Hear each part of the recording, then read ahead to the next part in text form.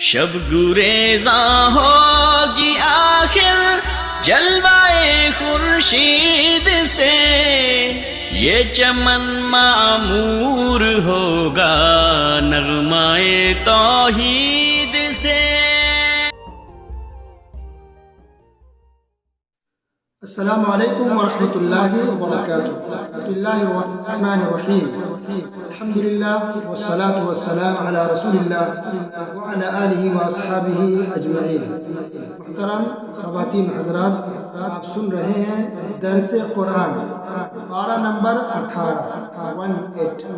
اس پارے کے اندر 3 صورتیں، سورہ مومنون، سورہ نور اور سورہ فرقان کی ابتدائی کچھ آیتیں۔ سورہ مومنون، مومن کی جمع مومنون ہے۔ تو مومن کون ہے؟ اس کا ذکر اللہ نے شروع میں کیا ہے۔ قد افلح المؤمنون، یقیناً ایمان والے مومن لوگ کامیاب ہو گئے۔ کون مومن ہے؟ الذین هم فی صلاتهم خاشعون، وہ لوگ جو اپنی نمازوں میں خشوع کرتے ہیں، خشوع سے نماز پڑھتے ہیں۔ مطلب یعنی دل دماغ نماز کے اندر حاضر ہوتا ہے، اعضاء و جوارح سے، ہاتھ پیر سے جو بھی استعمال کرنا ہوتا ہے نماز کے اندر، اچھے سے استعمال کر کے صحیح طریقے پر، سنت طریقے پر نماز کو ادا کرتے ہیں۔ تو جسم ہمارا نماز میں ہو، دماغ دل کہیں اور ہو، یہ خشوع نہیں۔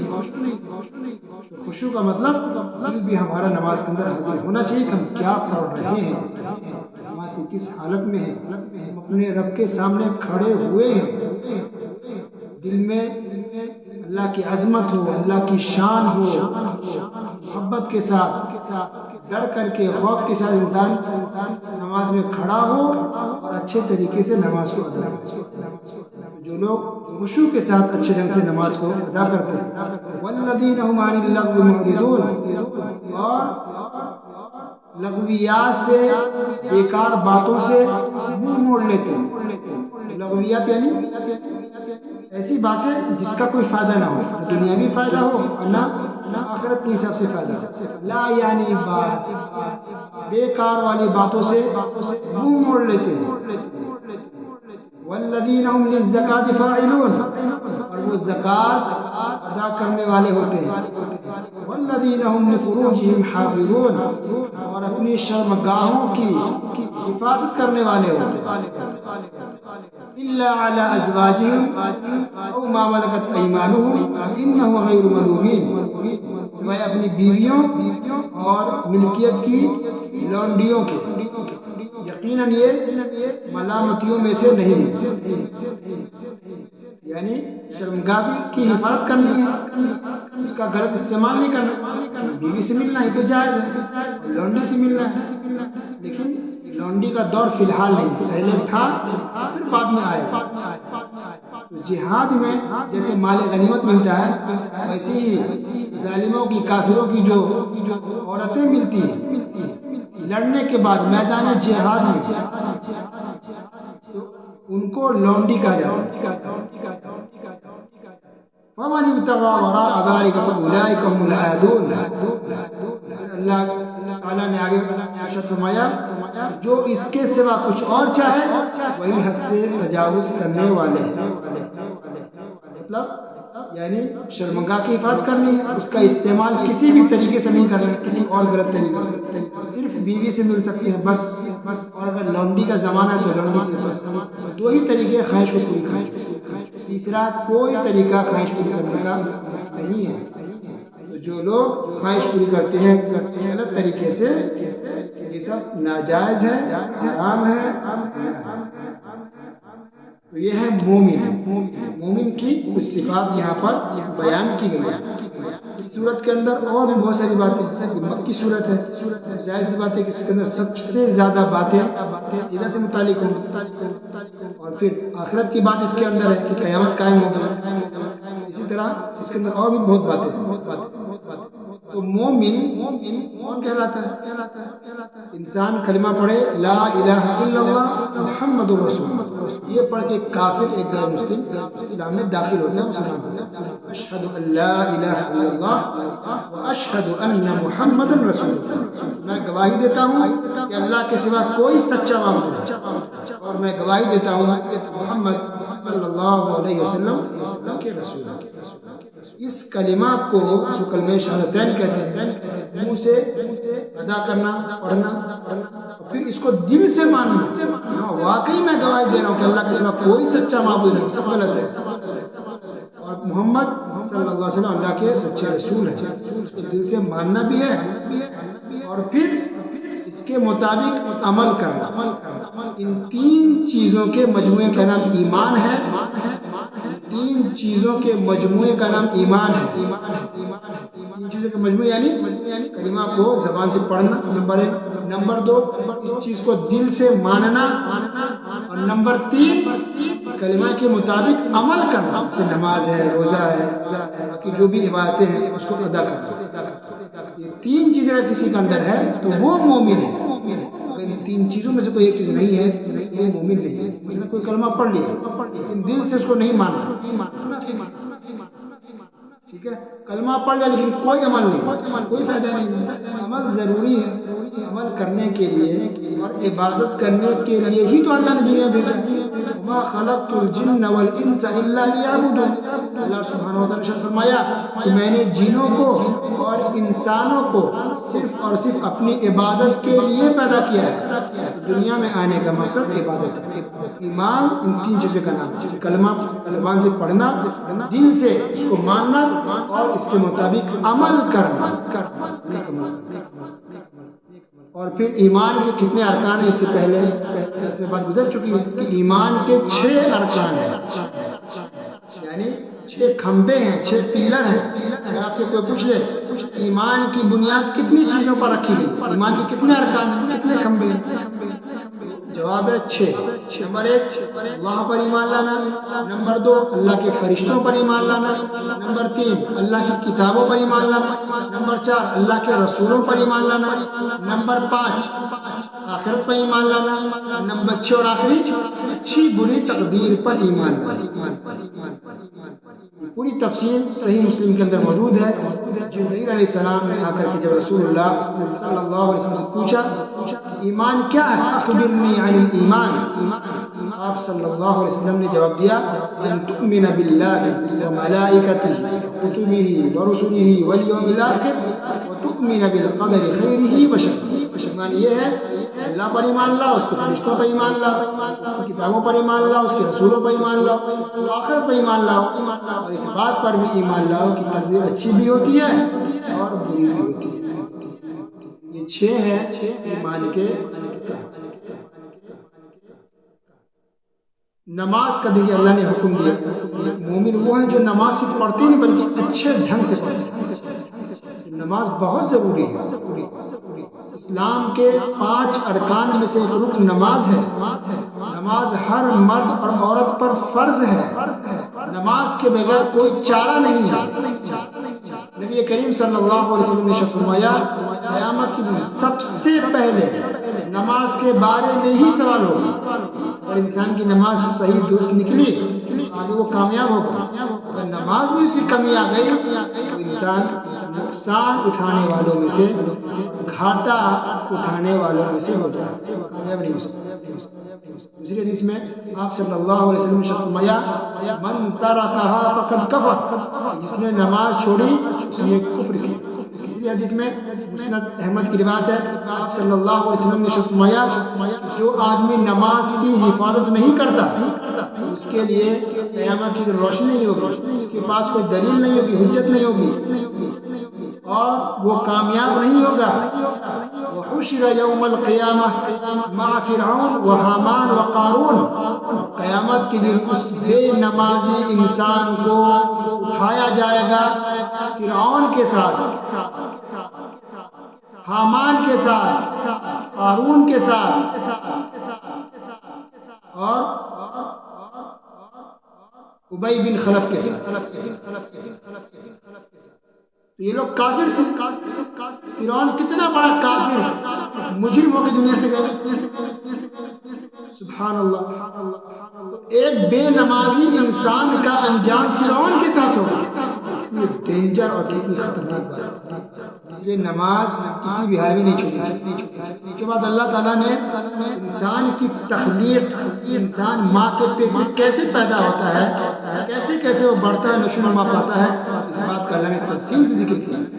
پہلے نطفہ ہوتا ہے، ایک منی ہوتی ہے، پھر اللہ تعالیٰ اس کو خون کی شکل دیتے ہیں. سوکھا ہوا لوتھڑا، خون کا لوتھڑا بن جاتا ہے کچھ دنوں کے بعد. وہی خون کا لوتھڑا کچھ دنوں کے بعد گوشت بن جاتا ہے. پھر اسی میں اللہ تعالیٰ پھر ہڈیاں ڈالتا ہے. پھر اس طرح سے انسان کے جو پارٹس ہیں، پیر، ہاتھ، باقی چیزیں اللہ بنا دیتا ہے، سر وغیرہ سے بنتے ہیں. تو یہ مراحل ہیں انسان کے، کس طرح سے ایک معمولی قطرے سے اللہ تعالیٰ انسان کو بناتا ہے. پھر یہ انسان بڑا ہو کیسے گھمنڈ کرتا ہے، کیسے تکبر کرتا ہے، اللہ کے دین سے کیسے دور ہوتا ہے، وہ کیسے نشے میں ہوتا ہے اپنی دولت کے، اپنی طاقت کے، اپنی قوت کے، کیسے اللہ تعالیٰ کی نافرمانی وہ انسان کرنے لگتا ہے، کیسے اللہ کے خلاف جاتا ہے. جس جو دولت اس کو ملی ہے، دنیا میں چل پھر رہا ہے، زندگی دی کس نے ہے؟ اللہ نے. آنکھ، یہ زبان، یہ ہاتھ پیر کس نے دیا ہے؟ اللہ نے دیا. لہذا ہمارا سب ہاتھ پیر زبان آنکھ سب اللہ تعالیٰ کی عبادت میں، اللہ تعالیٰ کی فرما برداری میں گزرنی چاہیے، نافرمانی میں نہیں. اس کے بعد اللہ تعالیٰ نے توحید کا اور عقیدے کا ذکر کیا تفصیل کے ساتھ. دیکھیے مکہ کے جو کافر تھے، مشرک تھے، ان کا عقیدہ کیا تھا؟ مکہ کے کافر توحید ربوبیت کا اقرار کرتے تھے. توحید ربوبیت، توحید الوہیت، توحید اسماء و صفات. توحید ربوبیت یعنی اللہ تعالیٰ ہی اکیلا رب ہے، ہر چیز کو پیدا کرنے والا خالق مالک کون ہے؟ اس بات کو تو کافر بھی مانتے تھے. آپ مانتے کمال نہیں ہے تو کافر بھی مانتے تھے. کفر کرتے تھے، مشرک کرتے تھے یہ کافر توحید الوہیت کے اندر، یعنی ہر طرح کی عبادت صرف اللہ کے لیے ہونی چاہیے، ہر طرح کی عبادت صرف اللہ کی کرنی چاہیے. یہ ہے توحید الوہیت. نفع نقصان کا مالک کون ہے؟ صرف اللہ. یہ ہے توحید الوہیت. دعا کس سے کرنی چاہیے؟ اللہ سے. یہ ہے توحید الوہیت. قربانی کس کے نام پر کرنی چاہیے؟ اللہ کے نام پر. یہ توحید الوہیت. یہ کافر اسی قدر بڑی کرتے تھے توحید الوہیت کے. کچھ عبادتیں غیر اللہ کی بھی کرتے تھے، غیر اللہ کو بھی پکارتے تھے، غیر اللہ کو بھی نفع اور نقصان کا مالک سمجھتے تھے. یہی حال آج کے کچھ نام نہاد مسلمانوں کا. اپنے آپ کو مسلمان تو کہتے ہیں، یہ عقیدہ رکھتے ہیں کہ فلاں بزرگ نفع نقصان کے مالک ہیں، فلاں بزرگ عالم الغیب ہیں، فلاں بابا ہیں، وہ شفا یابی دے سکتے ہیں، اولاد دے سکتے ہیں، مشکلوں کو دور کر سکتے ہیں. ایسا عقیدہ رکھنا یہ شرک ہے، کفر ہے. انسان اسلام سے نکل جائے گا، مسلمان نہیں رہے گا. کافروں کا کیا عقیدہ تھا وہ سنیں. اللہ نے فرمایا قل لمن الارض ومن فیہا. اے نبی پوچھیں ان کافروں سے کہ زمین اور اس کے اندر جو کچھ ہے سب کا مالک کون ہے؟ کس نے پیدا کی ان چیزوں کو؟ یقولون للہ.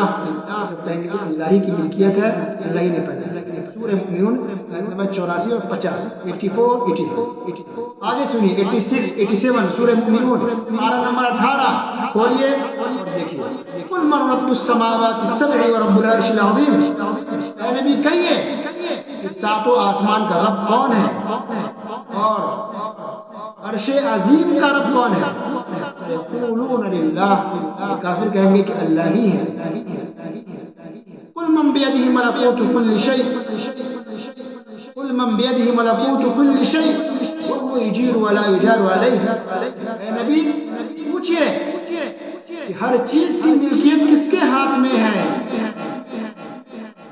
وہی ہے جو دوسروں کو پناہ دیتا ہے. ولا یجار علیہ، اس کے مقابلے میں کوئی پناہ نہیں دے سکتا. سیقولون للہ. کافر کہیں گے ہاں اللہ ہی کی ملکیت ہے، اللہ ہی بادشاہ ہے، جس کا مالک اللہ ہی ہے. سیقولون للہ، کا مالک اللہ ہی ہے. بس کون کہتے ہیں؟ مشرک۔ اس کے باوجود مشرک کافر کہے گئے، کیوں؟ کہ وہ توحید الوہیت میں گڑبڑی کرتے تھے، کچھ عبادتیں غیر اللہ کے لیے کرتے تھے، غیر اللہ کو نفع نقصان کا مالک سمجھتے تھے، وسیلہ کے طور پر غیر اللہ کو پکارتے تھے اور کہتے تھے کہ یہ ہمارے سفارشی ہیں، ہماری بات کو اللہ تک پہنچا دیں۔ ان کا شرک اور کفر تھا، اس وجہ سے وہ کافر اور مشرک ہوتے۔ اللہ تمام نبیوں اور رسولوں نے جو دنیا میں آ کر کے لوگوں کو جو دعوت دی ہے، توحید الوہیت کی دعوت، توحید ربوبیت کی تو سب قائل تھے ہی، سب مانتے تھے کہ خالق مالک رب اللہ ہی ہے، توحید الوہیت میں گڑبڑ کرتے تھے۔ لہذا تمام نبیوں نے توحید الوہیت کی دعوت دی ہے اور اس پر سب سے زیادہ فوکس ہے۔ آخری آیت ہے سورۃ کی وہ یہ ہے، اس کے اندر دعا ہے رب اغفر وارحم انت خیر الراحمین، اے میرے رب بخش دے، معاف فرما دے، رحم فرما۔ سبحان اللہ، یہ بہت ہی اہم دعا، خاص دعا، ہمیشہ انسان کو مغفرت کی رحمت کی دعا کرتے رہنی چاہیے۔ تو اس صورت کے اندر مومن کامیاب ہونے والے کون ہے مومن اور کون کامیاب ہوگا، کس طرح کے مومن، اس کا ذکر ہوا۔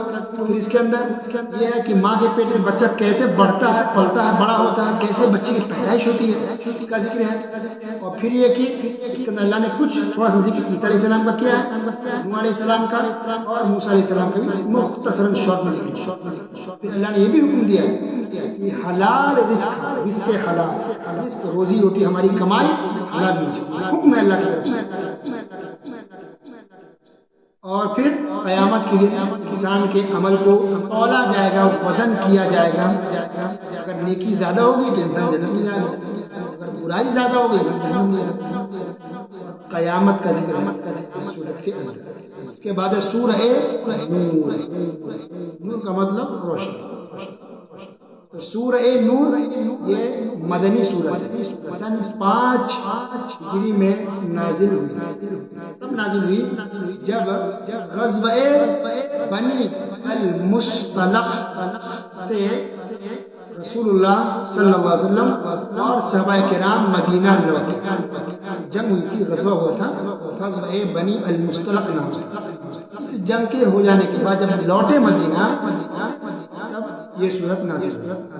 اور اس کا پس منظر یہ ہے، جیسا کہ آپ سب جانتے ہوں گے یا اکثر لوگ جانتے ہوں گے، جب اسی جنگ سے لوٹ رہے تھے مصطلق بنی المصطلق سے، مدینہ سے قریب ٹھہرے صحابہ کرام، رسول اللہ صلی اللہ علیہ وسلم اور عائشہ رضی اللہ تعالیٰ عنہ ساتھ تھی۔ تو عائشہ رضی اللہ تعالیٰ عنہ کا ہار نکلس تو ڈھونڈنے لگے، تلاش کر رہے۔ عائشہ رضی اللہ عنہ بھی ڈھونڈ رہی تھی، صحابہ کرام بھی تلاش کر رہے تھے، ڈھونڈ رہے تھے۔ کافی وقت گزر گیا، کئی گھنٹے لگے، نہیں ملے۔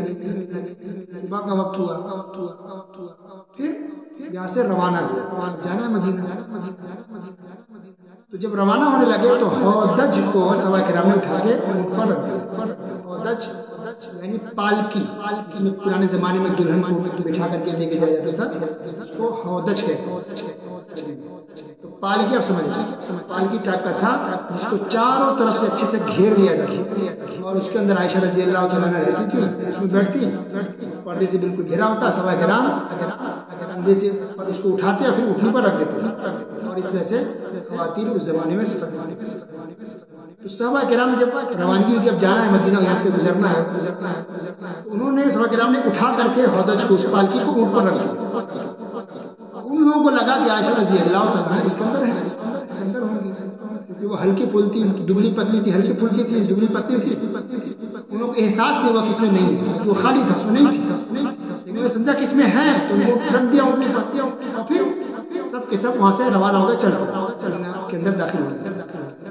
جب قافلہ گزر گیا، لوگ وہاں سے چلے گئے، عائشہ رضی اللہ عنہ اپنا ہار ہونے کے لیے گئی تھی، جب آئی یہاں کوئی بھی نہیں، سب جا چکے، اللہ کے رسول صلی اللہ علیہ وسلم، صحابہ کرام جا چکے۔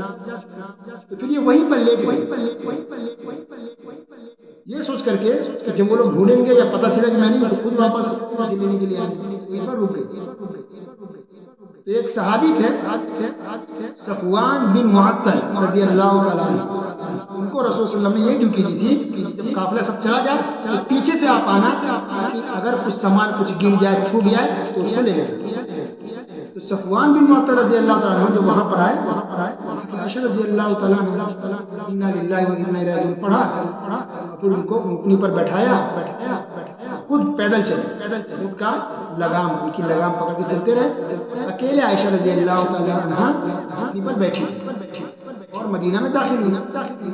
جب مدینہ میں داخل ہوئی جو کچھ منافق تھے ان لوگوں کو موقع مل گیا، منافقوں نے تہمت لگا کہ انہوں نے عائشہ رضی اللہ تعالیٰ نے غلط کام کیا اس آدمی کے ساتھ، لا حول ولا قوت الا باللہ، کیونکہ دن کا وقت تھا، صبح کا وقت تھا، تقریباً ظہر کے آس پاس ہی، اس سے تھوڑا پہلے کا وقت ہے، تہمت لگائی عائشہ رضی اللہ تعالیٰ پریشان ہو کے استغفر اللہ، آپس میں ان لوگوں کی بات تک نہیں ہوئی، دعا سلام نہیں ہوا، بس وہ بیٹھی یہ لگام پکڑ کے چل رہے تھے، بس آپس میں لوگ بات بھی نہیں کر رہے تھے کیسے ہیں، خیریت ہے، کچھ بھی نہیں، چپ، یہ بھی چپ وہ بھی چپ۔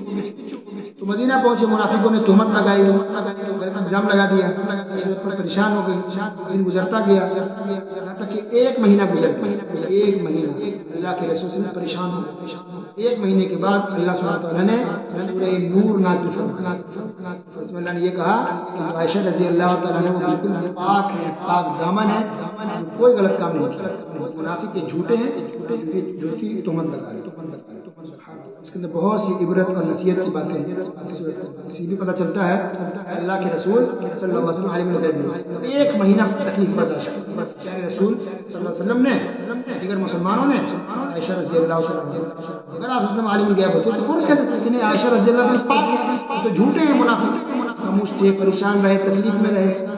جب ایک مہینے کے بعد اللہ نے سورہ نازل فرمائی، سورہ نور، سب کنفرم ہو گئے، ایسے بھی لگتا ہے یہ غلط ہوگا، لیکن ایک دم پکی بات ہے یہ غلط ہے، یہ افواہ، یہ جھوٹ ہے، اور عائشہ رضی اللہ عنہ سبحان اللہ۔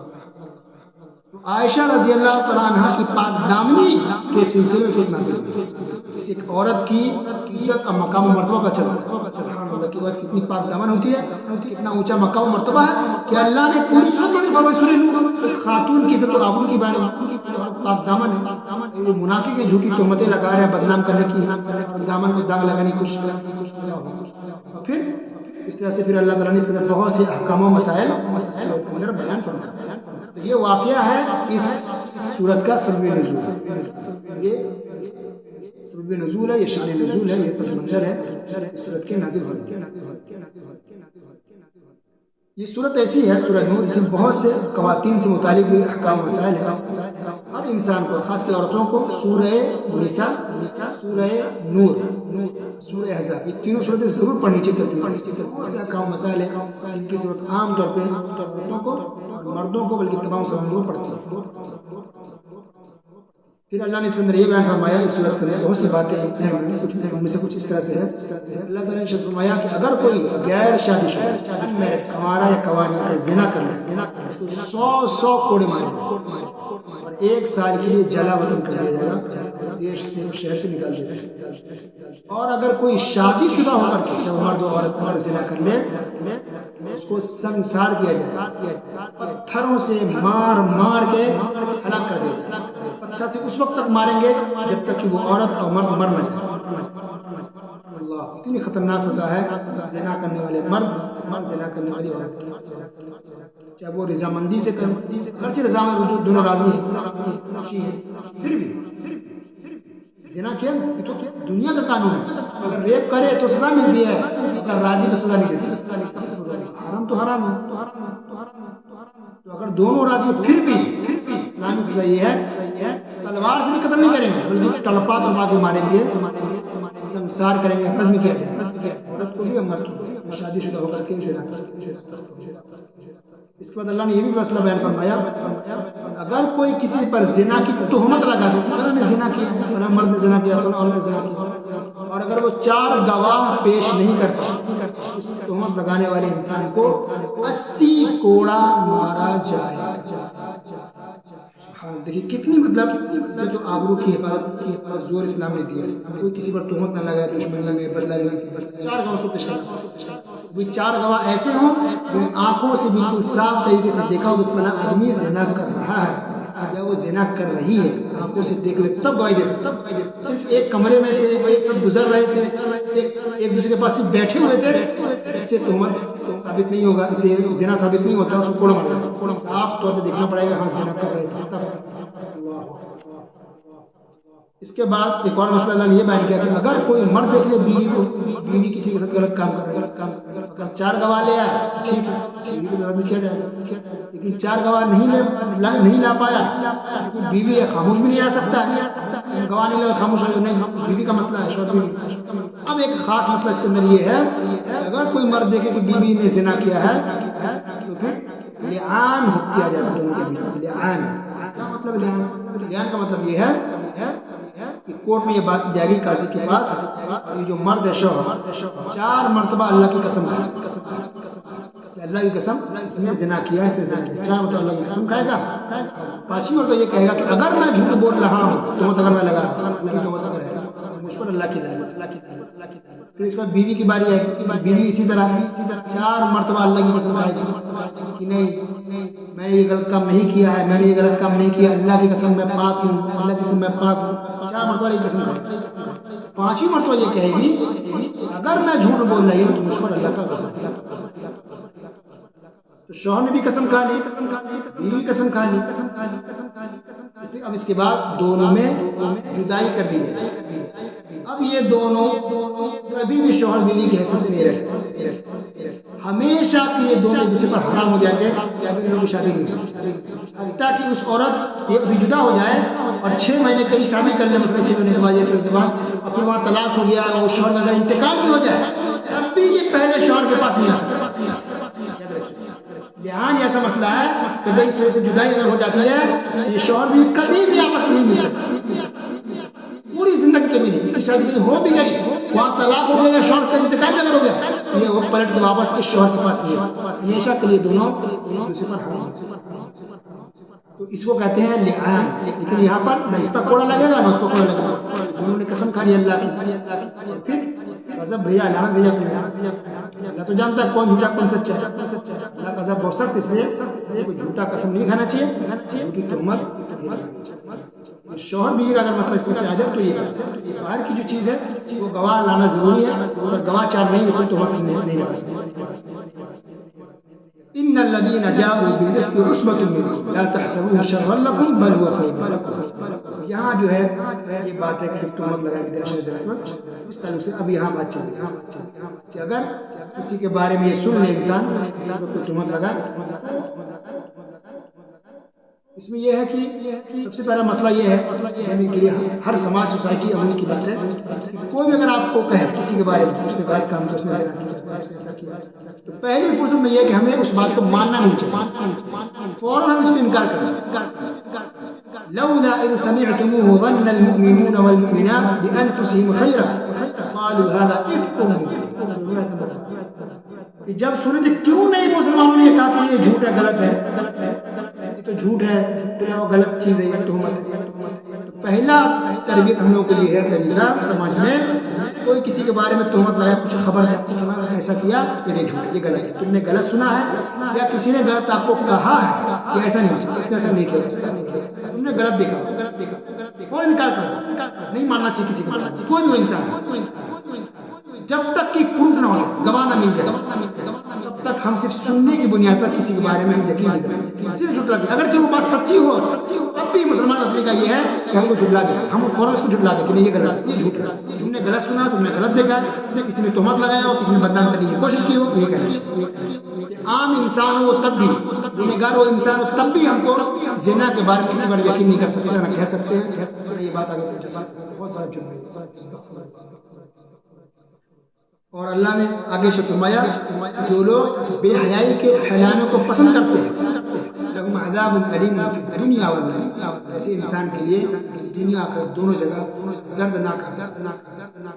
سوچیے یعنی بے حیائی کا کام کرنا تو بڑا گناہ ہے، وہ انسان صرف یہ چاہتا کہ بے حیائی پھیلے، بے شرمی کی چیزیں پھیلے، مثلا بے حیائی کا ویڈیو ہے، بے حیائی کا آڈیو ہے، بے حیائی والی کوئی کتاب ہے، کوئی پمفلیٹ ہے، کوئی بکس ہے، جیسے کتابیں کوئی نکالے، مثلا اسٹوری لکھے گندی چیزوں والی، یا اس میں کوئی میگزین میں اس طرح چھپے یا کوئی چھپوائے یا اس کو بانٹے یا اس کو بیچے، یہ تو حرام کرائم تو ہے ہی۔ اگر کوئی انسان اتنا پسند بھی کرتا ہے کہ ہاں بری چیز پھیلے ایسے لوگوں کے لیے قیامت کے دن دنیا میں دردناک ہے. جو یہ برائی پھیلاتا ہے باقاعدہ، یہ برائی کا کام پڑا رہتا ہے، اس کی روزی روٹی سے چلتی ہے، کماتا ہے، بری چیزیں پھیلا کے، بری چیزیں لکھ کر کے، بری چیزوں کو بیچ کر کے، اس کے لیے کتنا خطرناک ہے. یہ بے حیائی کی چیزیں پھیلانا بہت خطرناک بات ہے. چاہے وہ عورت کی بات ہو یا وہ مرد کی بات ہو، لڑکا کی بات ہو، لڑکی کی بات ہو. استغفر اللہ استغفر اللہ. دردناک عذاب ہے دنیا میں بھی. کبھی بھی کچھ لوگ دوست ہوتے ہیں نا، دوستی میں اچھے کاموں سے دوست غلط چیزیں کبھی مت بھیجے. ایک بار اپنے غلط چیز کو بھیج دیا، وہ دیکھا سنا پڑھا غلط چیزیں، اس کا گناہ کو ہمیشہ ڈینجر چیز ہے، خطرناک بات ہے آپ کے لیے. رسوا کن عذاب ہوگا. اس لیے جو لوگ ٹک ٹاک بناتے ہیں، فیس بک، یوٹیوب پہ غلط چیزیں وائرل کرتے ہیں، غلط چیزیں اپلوڈ کرتے ہیں، ٹک ٹاک بناتے ہیں نا، یا یوٹیوب بناتے ہیں، یا فیس بک پہ کچھ اپلوڈ کرتے ہیں، عورت ہے مرد ہے بے حیائی کی چیزیں پیسے کمانے کے لیے، شہرت پانے کے لیے، نام پیدا کرنے کے لیے، اسٹار بننے کے لیے. کافر کرنا چلو تو کافر مسلمان کو، مسلم لڑکوں کو، مسلم لڑکیوں پہ کم کبھی نہیں کرے. کتنوں بھی آپ نمازی ہوں، اچھے اگر ہیں، اخلاق اچھا ہے، اگر بے حیائی کی چیزیں، بری باتیں، خراب چیزیں پھیلا رہے ہیں، آف لائن ہو یا آن لائن ہو، تو آپ کے لیے خطرناک دردناک عذاب ہے. دنیا جس کو آپ سہ نہیں سکتے، سب کی آخرت برباد ہو جائے گی. زندگی اللہ تعالیٰ تباہ و برباد کر رہا ہے. ابھی بھی بے حیائی کی چیزیں ہیں نہ ڈالیں، اس کو نہ ڈالیں. ہم سب کو اسے محفوظ رکھیں. اللہ نے آگے بیان فرمایا کہ خبیث قسم کی عورتیں خبیث قسم کے مردوں کے لیے، خبیث مرد خبیث قسم کی عورتوں کے لیے. دیکھتے ہوں گے نا کچھ عورتیں خراب ہوتی ہیں، اس کو کس کے ساتھ اچھا لگتا ہے؟ خراب قسم کے مردوں کے ساتھ اچھا لگتا ہے. وہ خراب قسم جو مرد ہوتے ہیں، ہیرو ہے، ڈانس کرنے والا ہے، گانے بجانے والا ہے، کچھ اس کی تعریف کرتی رہتی ہے، ایسا ہیرو ہے، اتنا اچھا ہیرو ہے، اتنا اچھا اس نے کام کیا، اس نے ایسا یہ کیا، کیوں وہ تعریف کر رہی ہے؟ کوئی بھی خبیث ہے. کچھ مرد ہیں جو خراب قسم کی عورت، جو ہیروئن ہے، ایکٹریس ہے، سیریل میں کام کرنے والی، فلموں میں کام کرنے والی، گانے بجانے کام کرنے والی، کچھ مرد اس کی تعریف کرتے، کتنی اچھی ہے، کتنی یہ ہے، کتنی وہ ہے. اس کا مطلب کہ آدمی یہ مرد خبیث ہے. اسی لیے خبیث خراب قسم کی عورت کی وہ تعریف کرتا ہے اور اس کے ساتھ شادی کرنا چاہتا ہے، یا شادی کرنے کی تمنا رکھتا ہے، یا موقع ملے تو کر سکتا ہے. اس طرح دن میں بعد اگر کسی کی چل رہی ہے، اس کا مطلب ہے کہ اس کا دل خراب ہے، اس کا ایمان بہت کمزور ہے. یہ خبیث آدمی ہے. جو اچھے لوگ ہوتے ہیں، دیکھیں اچھے لوگوں کی تعریف کرتے ہیں، برے لوگ ہوتے ہیں برے لوگوں کی تعریف کرتے ہیں. اللہ نے کچھ آداب بتایا انسانی دنیا میں، سماج میں، سوسائٹی میں رہنے کے لیے. اس میں سے یہ بھی ہے کہ کسی کے گھر میں بغیر اجازت کے داخل. گاؤں دیہات میں دیکھیے کچھ لوگ ہوتے ہیں، مولانا السلام علیکم، گھر کے اندر داخل ہو جائے. غلط طریقہ ہے. سلام کرنے یہ نہیں کب داخل ہو جائے، تب رکیے. سلام کر کے رکنا ہے، جب تک کی اجازت نہ ملے گا ٹھیک ہے آئیے، تب تک ہم گھر کے اندر داخل نہیں ہو سکتے. اللہ نے منع کیا گھر میں داخل نہیں ہو جب تک کہ تمہیں آتے ہیں. منع ہے، ممنوع ہے، حرام ہے. بغیر اجازت کے آپ کسی کے گھر میں داخل. پھر اللہ نے پردے کا حکم دیا اس کے اندر. اللہ مردوں کو حکم ہے کہ اپنی نگاہیں نیچی رکھیں، عورتوں کو بھی حکم ہے کہ اپنی نگاہیں نیچی رکھیں. عورتوں کو یہ حکم ہے کہ پردہ کریں، اپنے جسموں کو پورے طور پر چھپا کے رکھیں. فل پردہ، پورے جسم کو چھپا کے رکھنا، پردہ کرنا غیر محرم سے. غیر محرم کون ہے؟ سب آپ کو معلوم ہے. تمام غیر محرم سے عورت کو پردہ کرنا ضرورت. عورت پر فرض ہے کہ تمام غیر محرم مردوں سے پردہ کرے. وہ دیور ہو تب بھی، وہ جیٹھ ہو تب بھی، وہ بہنوئی ہو تب بھی، وہ نندوئی ہو تب بھی، وہ کزن بھائی ہو تب بھی، وہ شوہر کا بھانجا ہو، وہ شوہر کا بھتیجا ہو تب بھی. یہ سب آپ کی نگاہ میں. اپنا بھتیجا محرم ہو، اپنا بھانجا محرم ہو، لیکن شوہر کے جتنے بھانجے بھتیجے بھائی ہیں یہ سب کے سب خود اس عورت کے اپنے سگے بھائی کے جتنے بھی بھائی ہیں، کزن بھائی، خالہ زاد بھائی، پھوپھی زاد بھائی، کزن بھائی، سب کے سب غیر محرم. ان سب سے پردہ کرنا ضروری ہے، فرض ہے. اگر کوئی عورت پردہ نہیں کرتی ہے اور اللہ کے رسول صلی اللہ علیہ وسلم نے فرمایا کہ وہ عورت جنت کی خوشبو بھی نہیں پا سکتی ہے جو خراب قسم کا پتلا یا چست یا ٹائٹ کپڑے پہنتی ہے. مائل ہوتی ہے مردوں کی طرف اور مردوں کو اپنی طرف مائل کرتی ہے. جہنم میں لے جانے کے لیے بے پردہ ہونا یا پردہ نہیں کرنا بہت بڑا کرائم ہے. بہت نمازی ہے ٹھیک ہے، لیکن عورت پر پردہ کرنا یہ فرض ہے، اسلام کا حصہ ہے، ایمان کا حصہ ہے. اس کو ہم ایمان سے اسلام سے الگ کر کے نہیں دیکھ سکتے ہیں. عورتیں جو آزاد خیال کی ہو گئی ہیں, لا حول ولا قوت الا باللہ, سب اچھے کام کرتی ہیں لیکن پردہ نہیں کرتی. کہتی بھائی مولانا صاحب پردے کو بیان مت کیجیے, کیا آپ لوگ صرف بندے کو پردہ پردہ اللہ اس کے رسول صلی اللہ علیہ وسلم نے فرض کر دیا آپ کے اوپر. جیسے نماز پڑھنا ضروری ہے, اس لیے آپ کے اوپر پردہ کرنا بھی ضروری ہے. اگر کوئی پردہ نہیں کرتی ہے بہت بڑی گنہگار خطاکار, ایک چیز اس کو جہنم میں لے جانے کے لیے. پھر اللہ نے شادی کا حکم دیا, وَأَنكِحُوا الْأَيَامَ مِنكُمْ وَالصَّالِحِينَ مِنْ عِبَادِكُمْ, کہ جو غیر شادی شدہ لوگ ہیں اس کی شادی کریں, وہ مرد ہو یا عورت. یعنی شادی نہیں ہوئی, انمیرڈ ہے, کنواری تو شادی کرا دو, جلدی شادی کرانا چاہیے. جلدی, لڑکی ہے جوان ہوئی شادی کرا دو, لڑکا ہے جوان ہوا شادی کرا دو. آج لوگ بہت لیٹ کرتے ہیں شادی کرنے میں, تاخیر کرتے ہیں. پڑھائی ہو رہی ہے, بچے کورس کر رہی ہے, بعد میں عمر نکل جاتی ہے, شادی نہیں ہوتی. لڑکا ہے یہ کر رہا ہے وہ کر رہا ہے, بعد میں بڈھا ہو جاتا ہے, شادی جلدی نہیں ہوتی. جھوٹ بولتے ہیں لڑکی والوں سے. ہماری عمر بچے کی عمر تو 25 سال ہے, وہ 35 سال کا بڈھا ہوتا ہے. جھوٹ بولتے ہیں, دھوکہ دیتے ہیں, فراڈ ہے یہ سب. تو شادی لڑکا لڑکی کی فوراً کر دینی چاہیے. اللہ نے یہاں تک کہا ہے اگر یہ لوگ غریب بھی ہیں تو اللہ تعالیٰ کے فضل و کرم سے نہیں مانتا ہے. تجربے سے دیکھا گیا کہ بہت سے لوگ جن کی کمائی کم تھی یا نوکری نہیں تھی, شادی کی اور شادی کے فوراً بعد اللہ تعالیٰ نے بیوی کی برکت سے, گھر میں خاتون آنے کی برکت سے, لڑکی کے آنے کی برکت سے اللہ نے ان کو جاب بھی دلایا. سیلری کم تھی تو اللہ نے بڑھا دیا, اللہ نے زندگی میں برکت دی, اور اولاد آئی, بچے پیدا ہوئے, بیٹی پیدا ہوئی, اللہ نے اور برکت دی. کتنے ایسے جن کو شادی کے بعد وہ سیٹل ہوئے اور ماشاءاللہ اچھا کما رہے ہیں, دن بدل کے گھروں میں اسی میں برکت ہو رہی ہے. تو کبھی بھی یہ سیٹل ہو جائیں گے, یہ سیٹل ہو کے شادی کریں گے, یہ بہت غلط طریقے سے فوراً شادی کریں گے. اور اگر کوئی شادی شدہ تھی کوئی عورت یا مرد تھا لیکن مثلاً طلاق ہو گیا یا انتقال ہو گیا, پھر بیوہ ہے شادی کرا دیں گے, طلاق شدہ ہے شادی کرا دیں گے. خالی کسی کو نہیں چھوڑنا چاہیے. مرد ہے, بیوی کا طلاق ہو گیا یا مثلا انتقال بیچاری کرا دیں, اگرچہ مرد 60 سال کا 65 سال کا, شادی کی خواہش ہے شادی کرا دینی چاہیے, کوئی شرم کی بات نہیں. اللہ نے حکم دیا کہ جو بھی بغیر بیوی کے بغیر شوہر کے ہے ان سب کی شادی کریں. کوئی فری یا خالی نہ رہے. خالی رہنے سے برائی پھیلتی ہے, سماج خراب ہوتا ہے, گندا ہوتا ہے, بے حیائی پھیلتی ہے. آج لوگ شادی کو برا سمجھتے ہیں لیکن اس وجہ سے اتنی برائی پھیل رہی ہے, سماج ہمارا کتنا کرپٹ اور خراب ہوتا جا رہا ہے, اس کی فکر کسی کو نہیں. شادی کو بالکل آسان کیا جائے. یہ شادی اسلامی طریقہ ہے, جائز طریقہ ہے, حلال طریقہ ہے, اس میں شرمانا نہیں چاہیے, گناہ کرنے میں شرمانا چاہیے. شادی کو آسان کیا جائے. اللہ کے رسول صلی اللہ علیہ وسلم نے فرمایا کہ سب سے بابرکت نکاح وہ ہے جس میں سب سے کم اللہ نے شادی کے اندر نکاح کے اندر برکت رکھی. اس کے بعد اللہ رب العالمین اور بھی بہت ساری باتیں بیان فرمائی. یہ بھی ہے اللہ اس کے رسول کی بات ماننا ضروری ہے. جب اللہ اس رسول کی بات آ جائے کسی کو اجازت نہیں ہے وہ اس میں کوئی اور ہیلا بہانا ڈھونڈے, دائیں بائیں لیفٹ رائٹ کرے, ایسا فلاں حضرت نے یہ کہا, فلاں صاحب نے یہ کہا, اس طرح کا نہیں کرنا چاہیے. اللہ اس رسول کی اطاعت فرض ہے, ضروری ہے. اس کے بعد اللہ تعالیٰ نے 3 وقت ایسے بیان کیے جس میں اولاد اپنے ماں باپ کے روم کے اندر بھی داخل ہو سکتا ہے. نمبر 1 عشاء کے بعد, نمبر 2 فجر سے پہلے, نمبر 3 ظہر کے.